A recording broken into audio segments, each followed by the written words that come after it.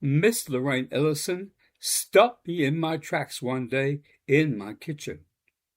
Sister Love, deeper than deep, and don't try to sing along. I was in the kitchen in my modest abode in London, and as often the case, I like to listen and often sing along with tracks from a Spotify playlist I created some time ago entitled David Nathan's 60s Uptown Soul Favorites.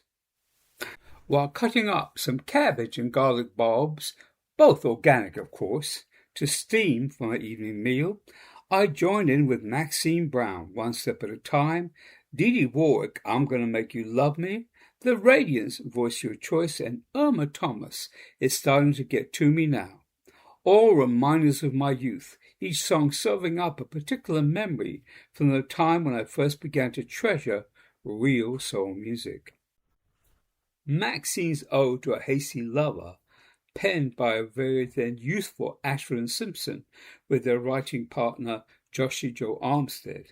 Dee Dee's Musical Demand, which I first heard on a UK pirate station in 1966, days after it was released in America. The Radiance echoing a teen plea I knew well to be picked from the pack. And Irma, regretting letting go of an errant lover, noting that Irma's music unwittingly provided a backdrop for some real-life trauma for me involving the partner of her UK fan club in 1967. Soul music has always been an as-lived experience for me since the day I heard and instantly fell in love with Dionne Warwick's heartbreaking ode, Walk On By, when I was 16, and smitten in deep unrequited love for Marilyn Wolff, who said she only went out with older boys. It is still my favorite recording of all time. Singing along with Lorraine Ellison, An Acquired Taste. Back in my kitchen. The greens and garlic are ready and the playlist is still on. It's natural for me to keep on singing along, but it's time to eat until that voice, the unforgettable, cut-you-to-the-core emotion beyond emotion sound of Miss Lorraine Ellison, bringing every shade of deep intensity to her version of a no chance in a million possibility of being a hit recording of You Don't Know Nothing About Love, previously recorded by another unheralded soul music hero, Carl Hall, in 1967. Lorraine Ellison's vocal style is an acquired taste, not, as Brits like to say, everyone's cup of tea. Like me, when it comes to love and romantic partnerships, I am unashamedly an acquired taste. A friend of mine in Los Angeles once remarked, when I asked him why he never introduced me to prospective guys to date, "You're not the marrying kind." I was highly offended at the time, and I knew truth when I heard it. For much like the super soulful Lorraine Ellison at her stratospheric best, an acquired taste indeed. The result was minimum popularity other than those in the know. I think the iconic Laura Nyro, Patti LaBelle, and a few other discerning folks, including her longtime producer Jerry Ragavoy, Lorraine didn't find compromise easy when it came to being true to her art and fully being herself. Randy's records, I Dig You Baby, and Please Don't Teach Me to Love You. I first came across Lorraine Ellison's name sometime in late 1965 or early 1966. I don't have any idea how I discovered the existence of Randy's Records, a shop in Gallatin, Tennessee that specialized in mail order and shipped 45s to the UK. Given my teen obsession with finding R&B rarities, which I had begun when I frequented a little basement shop off of London's Leicester Square called Transat that had imports of LP treasures such as Irma Thomas's Wish Someone Would Care and Brenda Holloway's Every Little Bit Hurts, when I got a copy of Randy's regular catalogue, I would thumb through it, and aided by depicted photos of then-current R&B hitmakers, I chose 45s to buy with the savvy pocket money I earned from working at local record stores in London. Among my prized possessions to this day are the very same singles I purchased back in '66, still intact, 245s on Mercury Records by the mysterious Miss Lorraine Ellison.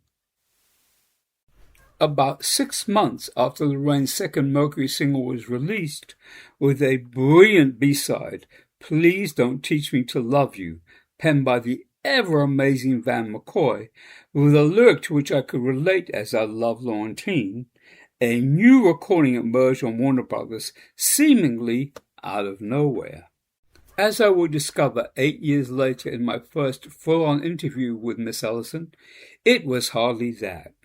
It seems fellow Philadelphia-based Sam Bell, one of the co-writers with Lorraine and producer Dennis Lambert of I Dig You Baby, subsequently recorded by and a hit for Jerry Butler, whose career began with a local group called the Gainers, with a lineup that included Garnett Mims and Howard Tate, among others, had initially managed her. As a member of Garnett Mims and the Enchanters of Crybaby fame, Sam Bell had worked with producer Jerry Ragavoy, and when the brief contract Bell had secured for Lorraine with Mercury ended, he introduced her to Ragavoy, who was working at the time as an A&R guy for Warner Brothers in New York.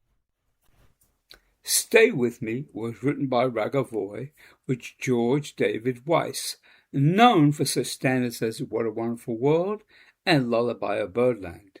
And there are few words that can describe the dramatic nature of the song.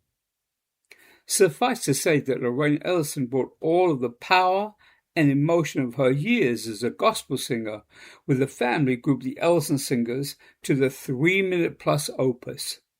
No surprise that Janis Joplin and Bette Midler were among the high-powered vocalists who delivered their own take on the song after Lorraine's definitive original.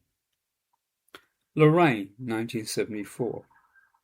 I remember that first session on Stay With Me particularly vividly. Jerry called up and told us we had the studio for 3 numbers because Frank Sinatra had cancelled one of his sessions.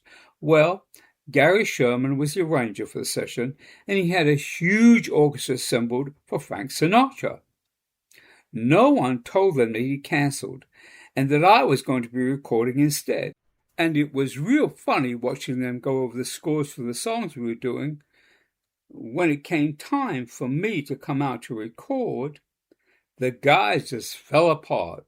Frank sure had changed. Who is that? And a change of mind. The first time I heard Stay With Me was a month or so after its release in America in October 1966. I was staying at the home of Dave Godin, the godfather of R&B in the UK. It was during a time when he and I were working on the plans for what would be Soul City, the record store we created with Dave's friend Robert Blackmore, which opened on December 10th, 1966. Dave regularly received promotional copies from Pie Records in the UK, who were at the time the British licensees for Warner Brothers Records. After the postman delivered a package from Pie, Dave put on Lorraine's 45. I was in the room I slept in when I heard Stay With Me, and I vividly remember my reaction. "Who is that?" I yelled. Dave played the record a second time, which was unusual for him. He would only do that if a particular disc was of interest. I was stunned by the sheer emotion imparted by Lorraine on the record. Dave seemed to concur. It was the essence of what we would come to know as deep soul, and initially he thought Stay With Me was amazing. I say initially, because a few years later, for reasons unknown, he had revised his opinion in a column that he wrote for Blues and Soul, in which he claimed inaccurately that Lorraine's vocals were contrived. By the time his comments appeared, Dave and I were no longer working together at Soul City, which went out of business in the summer of 1970. So I never got an opportunity to ask why he changed his perspective on Lorraine's Warner's debut. As an odd personal aside, in the first few months of 1967, I had a personal encounter with a Peruvian doctor named Tony, and in the afterglow of our tryst, he asked me what I did for a living. I told him I worked at a record shop selling R&B. And no lie, he wanted to know if I knew of a singer called, yes, Lorraine Ellison. Apparently, a friend of his in California who worked at her record label had been extolling her vocal virtues. So when we met up for a second time, I brought a copy of Lorraine's Stay With Me along as a gift. Although the title did not reflect my sentiments at the time. Some Machu Picchus are too challenging to climb. Reverence from Laura Nyro and other notables. Lorraine became revered among pop and rock luminaries such as Van Morrison and the aforementioned Laura Nyro, who loved her work and had planned to write a song for recordings Lorraine was doing with photographer-producer Stephen Paley. Mass appeal evaded her, no doubt because Lorraine's vocals were so outside the usual approach that female artists took at the time. While Aretha Franklin and Patti LaBelle, another Philadelphia native, were known to praise Lorraine's recordings, the fact that she did almost no live performing was a detriment, although she continued to record, mostly with Jerry Ragoy, for Warner's, only switching producers after a less than successful session with Paley in Muscle Shoals in 1970, and then finally Warner's executive Ted Templeman, who masterminded her final self-titled LP, released in July 1974, which was the catalyst for my lengthy phone interview with her for Blues and Soul, the most extensive article on her ever to appear in print. Sweet and soulful sister love. Such is the synchrodestiny of my life. In October 1974, when I visited America for the first time, I took a day or so for a whirlwind trip to Philadelphia, during which time I got to meet Lorraine Ellison in person. The circumstances remain a little hazy, and it may well have been that I visited her a second time after I began my tenure writing for Blues and Soul in America in the early months of 1975. What remains forever fixed in my memory banks was her kindness and warmth. She invited me to stay over at her home in Philly with her husband, Sam, and daughter, Tanya, who remarkably I met when I lived briefly in the city in 2008, when we took a trip to the very house whose address I had memorized from when I first went there. That was 2 years after I spoke with Tanya and Lorraine's granddaughter, Sydney, on the phone, after the folks at Rhino Records gave me the amazing opportunity to create Sister Love, a 3D compilation of all of Lorraine's Warner Brothers recordings, including a whole disc of unreleased demos, many of which feature Lorraine accompanying herself on the piano without any other instrumentation. It was the second reissue compilation I created from Lorraine's over 60 recordings for Warner Brothers.